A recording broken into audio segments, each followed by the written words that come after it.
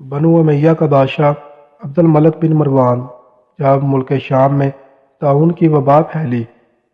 تو موت کے ڈر سے گھوڑے پر سوار ہو کر اپنے شہر سے بھاگ نکلا اور ساتھ میں اپنے خاص غلام اور کچھ فوج بھی لے لی،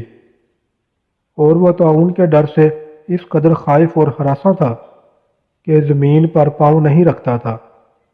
بلکہ گھوڑے کی پشت پر سوتا تھا۔ دوران سفر ایک رات اس کو نیند نہیں آئی تو اس نے اپنے غلام سے کہا کہ تم مجھے کوئی قصہ سناؤ، تو ہوشیار غلام نے بادشاہ کو نصیحت کرنے کا موقع پا کر یہ قصہ سنایا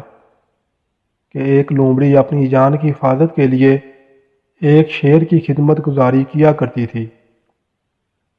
تو کوئی درندہ شیر کی ہیبت کی وجہ سے لومڑی کی طرف دیکھ نہیں سکتا تھا، اور لومڑی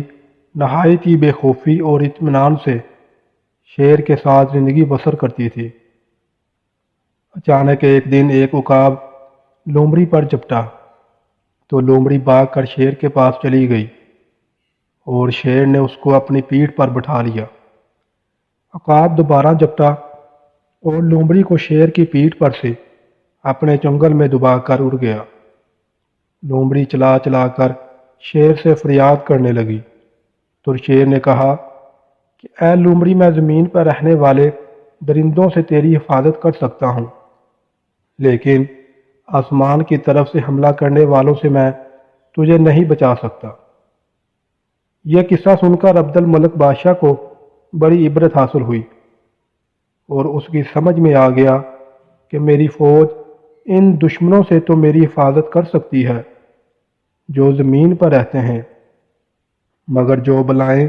اور وبائیں آسمان سے مجھ پر حملہ آور ہوں، ان سے مجھ کو نہ میری بادشاہی بچا سکتی ہے، نہ میرا خزانہ اور نہ میرا لشکر میری حفاظت کر سکتا ہے۔ آسمانی بلاؤں سے بچانے والا تو بجز خدا کے سوا اور کوئی نہیں ہو سکتا۔ یہ سوچ کر عبد الملک بادشاہ کے دل سے طاعون کا خوف جاتا رہا اور وہ رضائے الہی پر راضی رہ کر سکون و اطمینان کے ساتھ اپنے شاہی محل میں رہنے لگا۔